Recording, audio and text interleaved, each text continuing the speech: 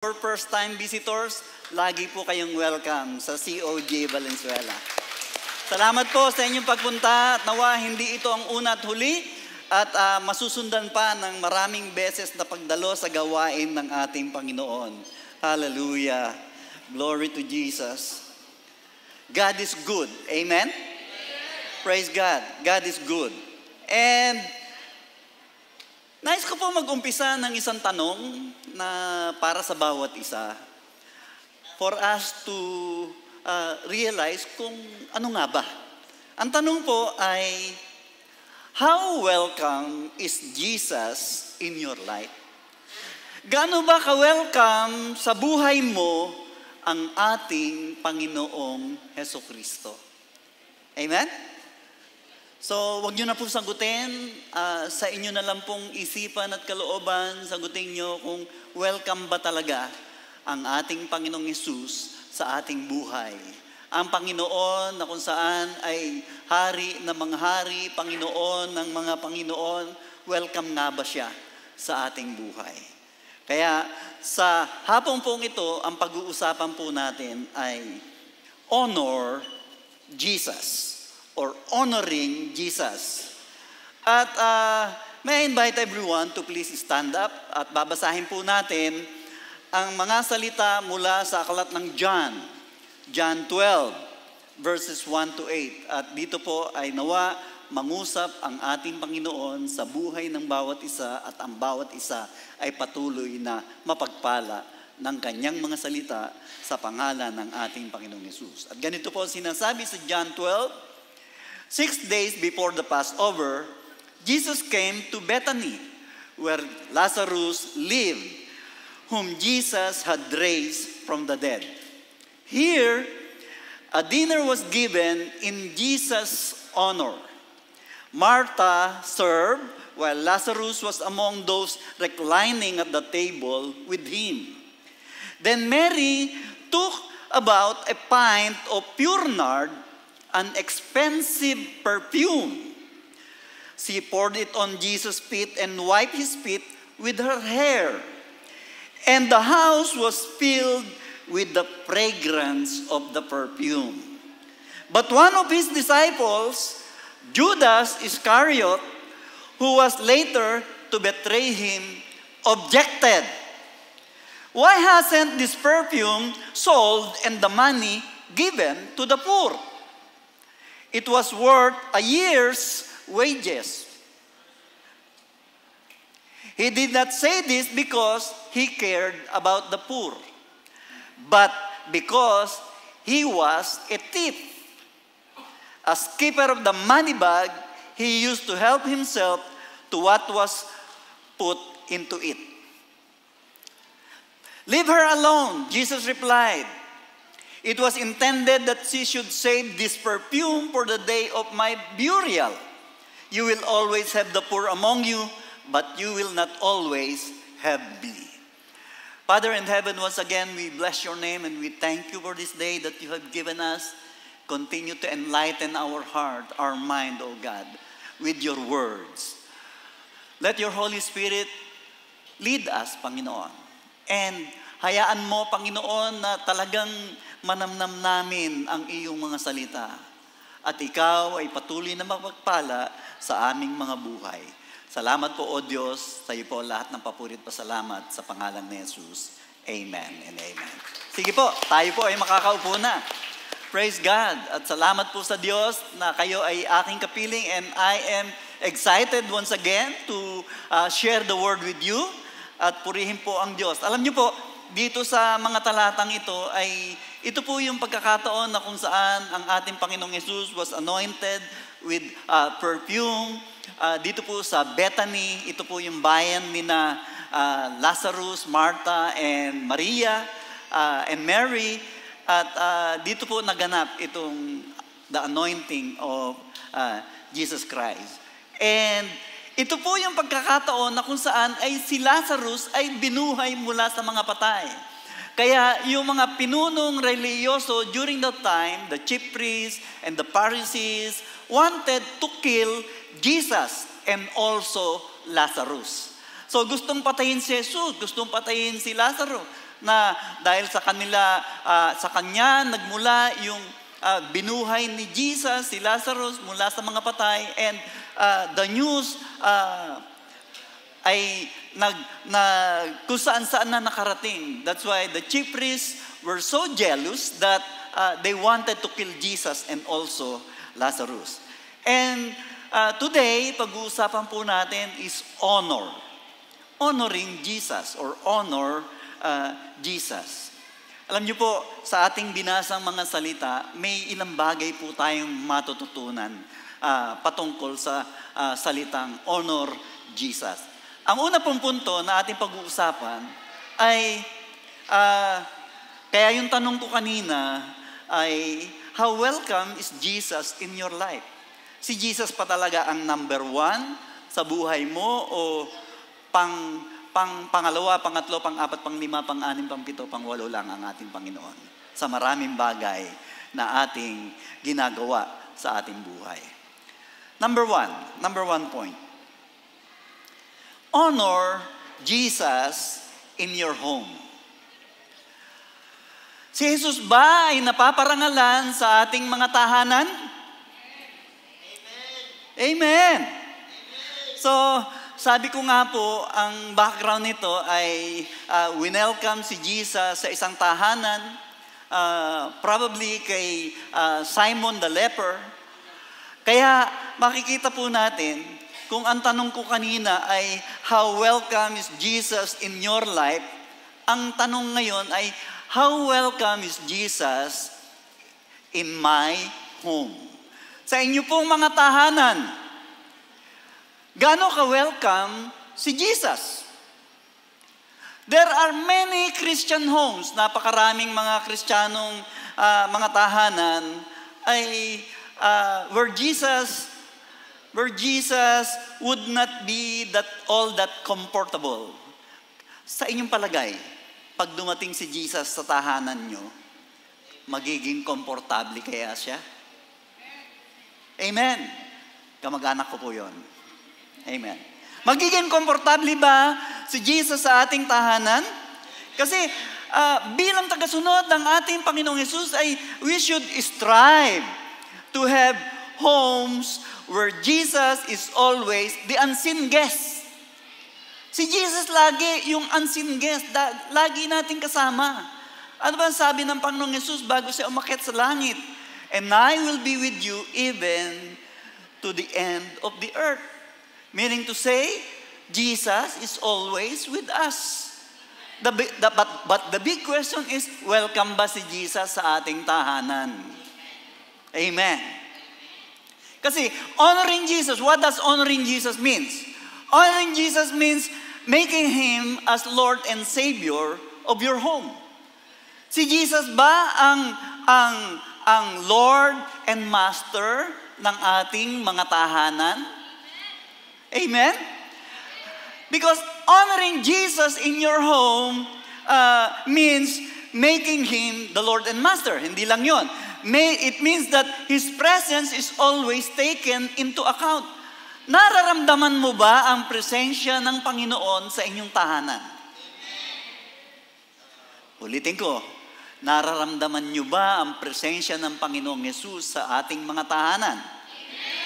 Amen. Dapat mararamdaman natin dahil nararanasan natin.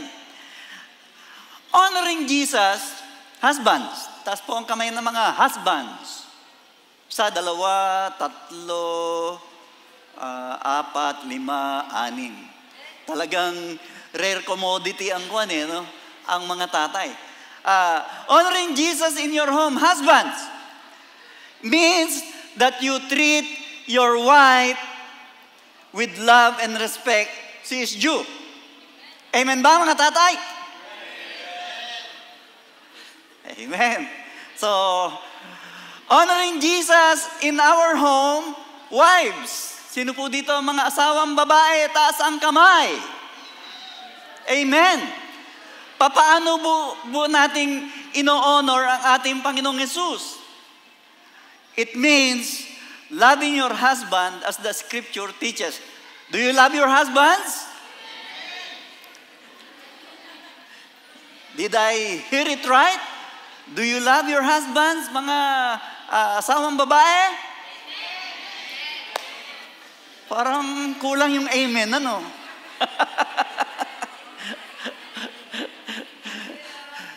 Dahil yan po pinag-uutos ng Biblia. Mga asawang babae, ibigin ninyo ang inyong mga asawang lalaki dahil yan ang nasusulat sa kasulatan. And honoring Jesus in our homes, children, mga anak. Asan dito ang mga anak? Amen. It means obeying your parents.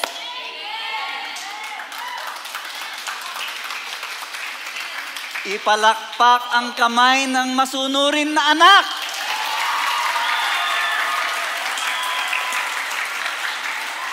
Hallelujah! Praise the Lord! Ipalakpak muli ang kamay sa mga anak na sumusunod na hindi magpepero-pero.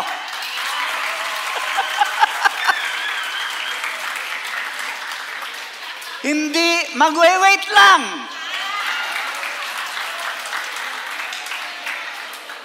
Hindi tatapusin muna ang ML.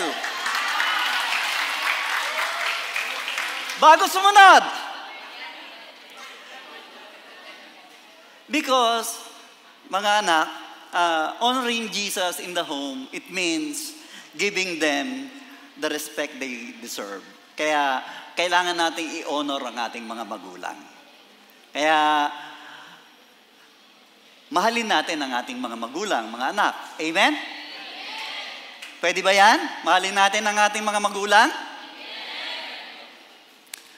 Kung si Jesus ang ang guest of honor sa ating mga tahanan, dapat lagi nating i-welcome ang ating Panginoon sa ating mga tahanan. Kaya ito ay nagtuturo na kung saan ay, sabi nga doon sa verse natin, 6 days before the Passover, Jesus came to Bethany where Lazarus lived, whom Jesus had raised from the dead. Kaya po maganda na makita na ang mga tekstong ito ay nagtuturo na kung saan we are to honor Jesus in our home. Amen?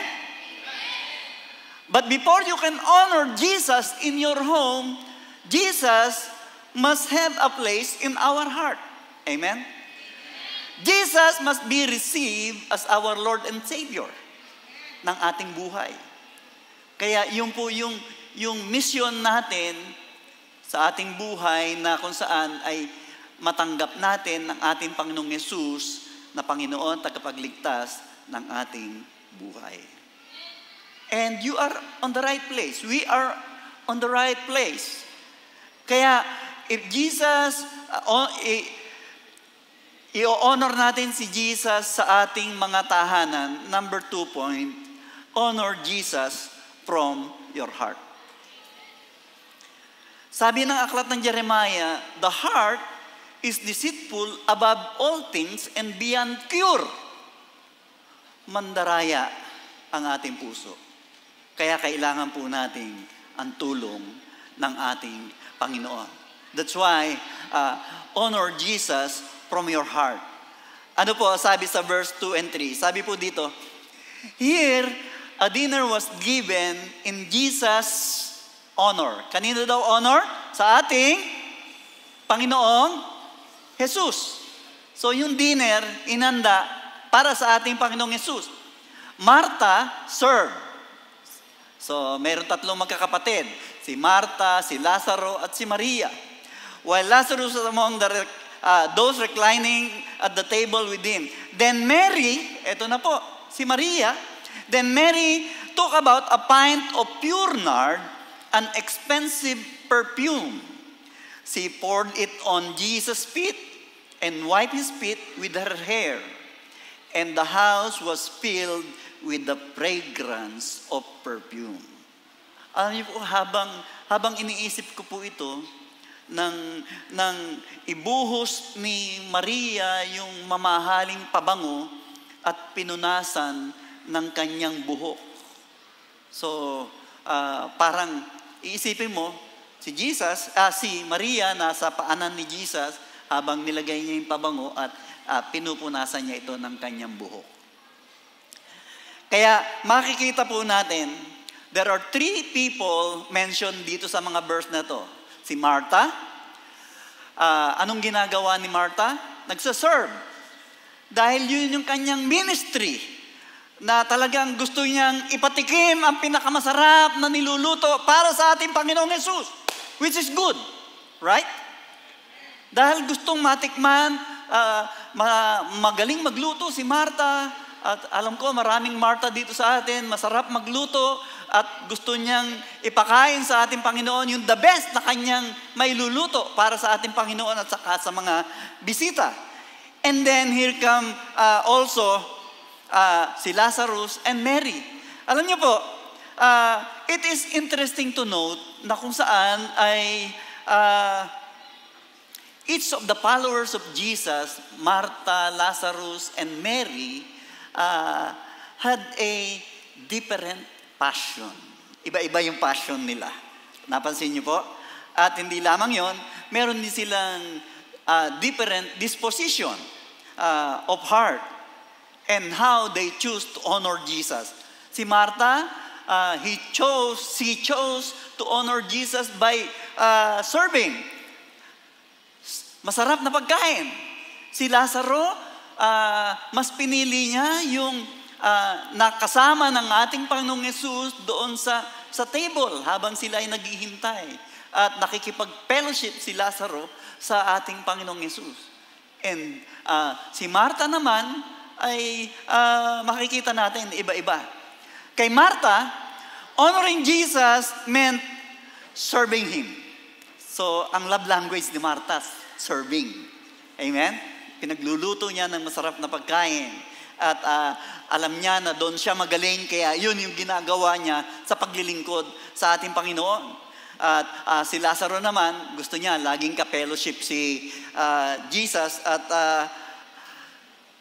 pag iniisip ko po, siguro, lagi sila nagkakape. At nag-uusap ng masarap na usapan sa pamamagitan ng isang tasang kape. Amen? Isang tasang kape, marami mapag-uusapan, di po ba?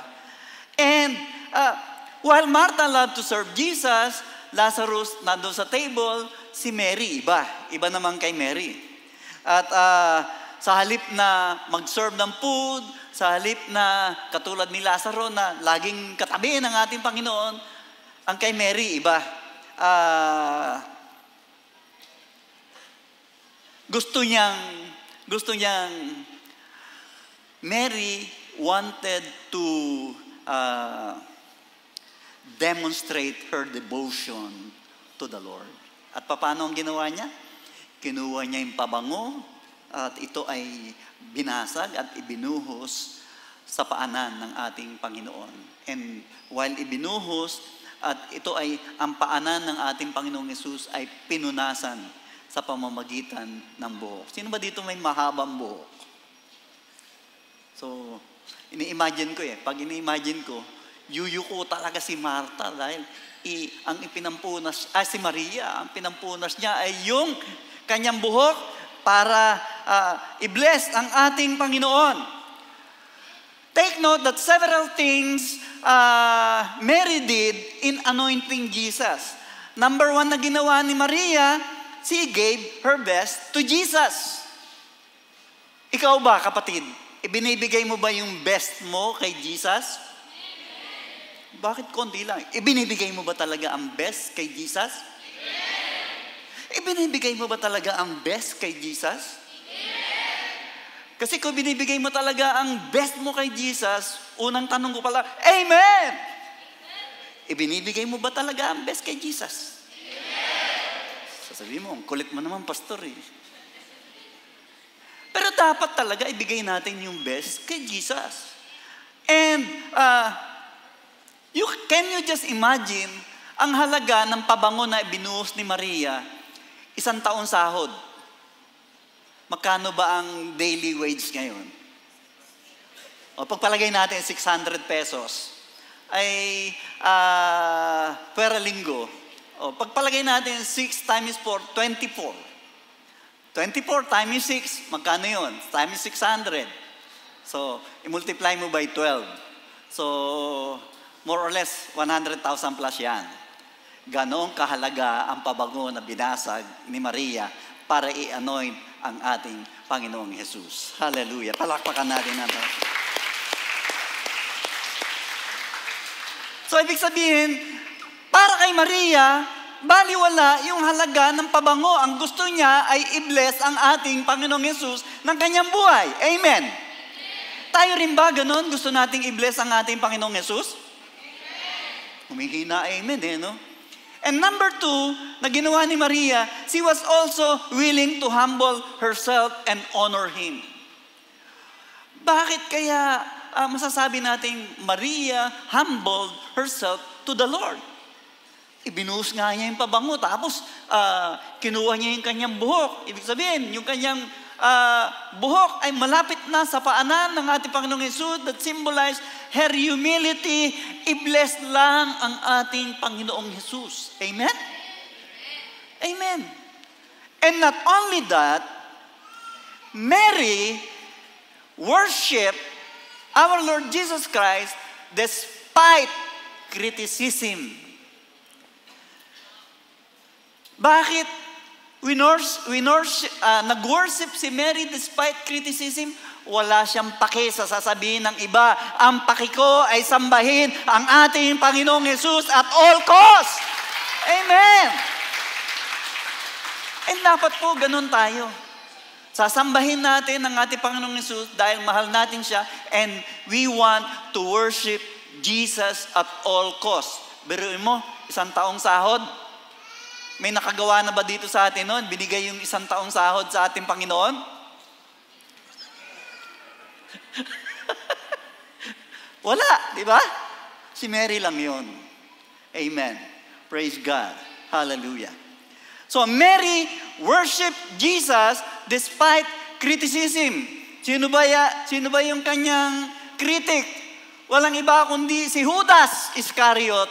Ang sabi ng salita ng ating Panginoon, but one of His disciples, Judas Iscariot, who was later to betray Him, objected.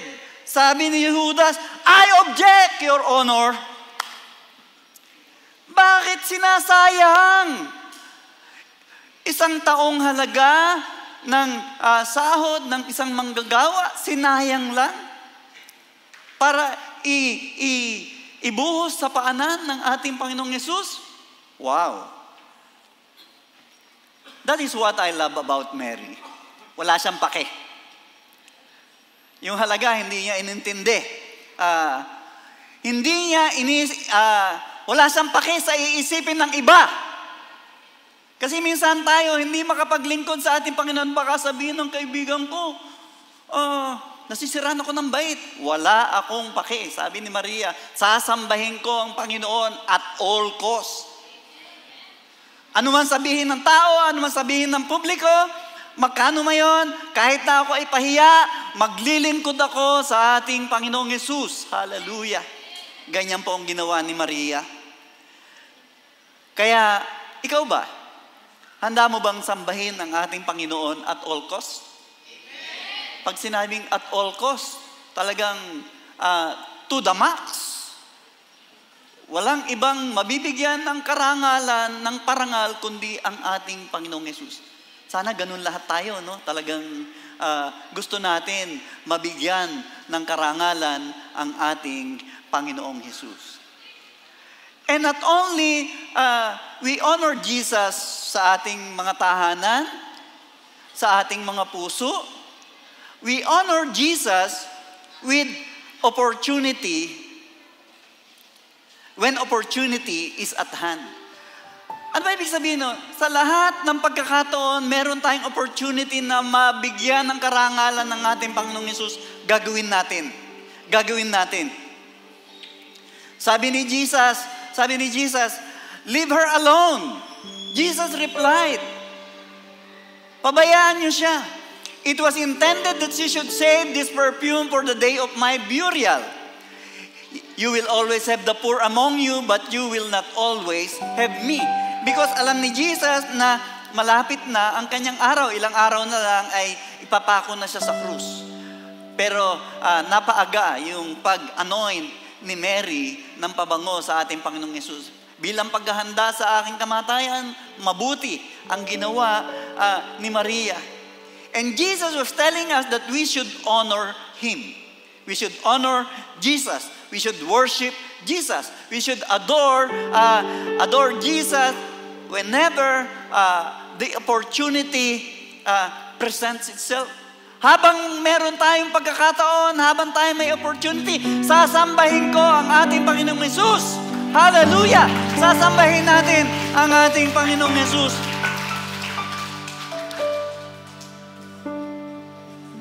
Kaya sa buhay natin, mga kapatid, dapat natin sambahin ang ating Panginoong Yesus. Habang may pagkakataon, habang may opportunity, habang malakas pa tayo, nawa, patuloy natin sambahin ang ating Panginoong Yesus. Not because we are in our sick bed. No, amen. Habang tayo malakas pa, kicking and alive, I will worship the Lord at all costs.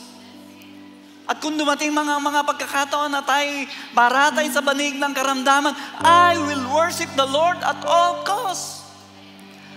I will worship the Lord. Dumating man sa akin ang kamatayan at ako'y 6 feet under the ground, I will worship Him because knowing na pagbalik ng Panginoon, bubuhayin ng ating katawan. At isasama tayo ng ating Panginoong Yesus kung nasaan siya.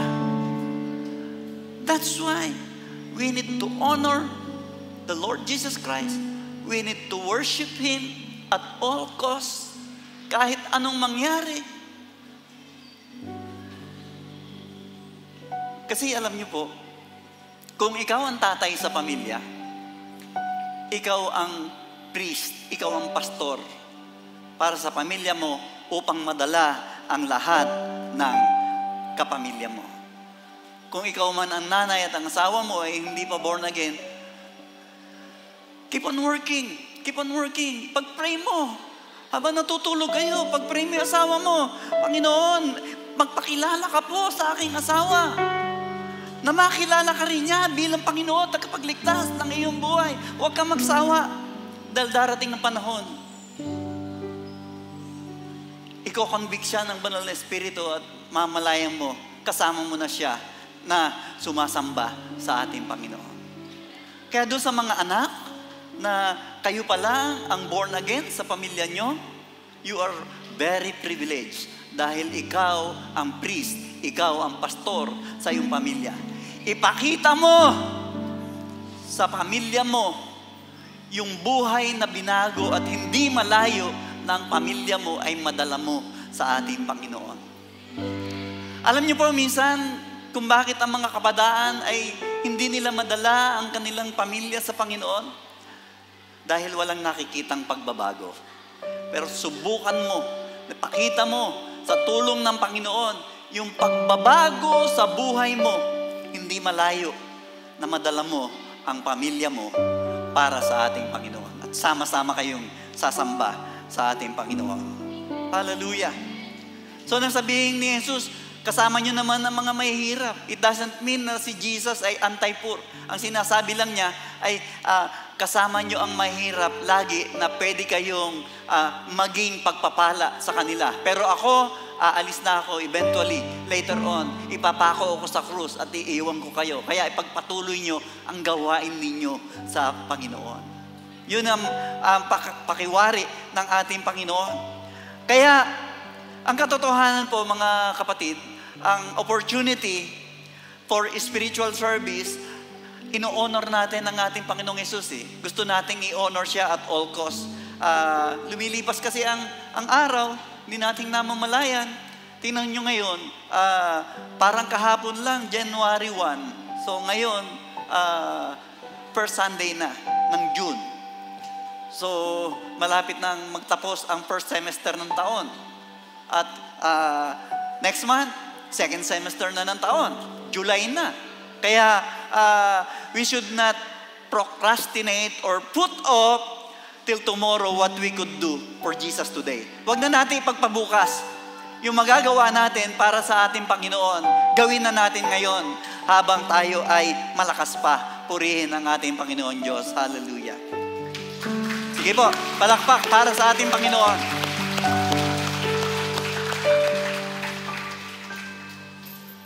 Ito po ang tanong. Does Jesus get honor and glory from your life? Sa buhay mo ba, pag tatanungin ka, nabibigyan ba ng glory at nabibigyan ba ng karangalan ang ating Panginoon sa ating buhay? So wag na po kayo sumagot. Sagutin nyo na lang po sa inyong kalooban. Nabibigyan ko ba ng kaluguran at karangalan ang aking Panginoong Yesus? Ang Panginoong Yesus ba ay welcome sa aming Panginoon? No-honor ko ba ang Panginoon sa ating mga tahanan?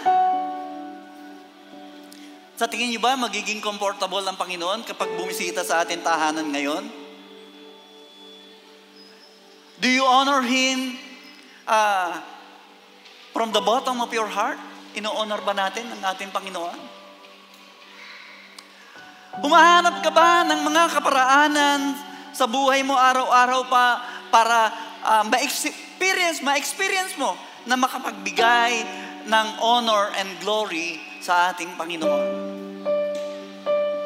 Kapatid, ang hamon sa atin, honor our Lord Jesus Christ as long as you live. Amen? Hingin natin sa Panginoon yun, na ma-honor natin siya habang tayo ay nabubuhay. Hallelujah. Hallelujah. Sige po, pwede po ba anyayahan ng bawat isa na magsitayo?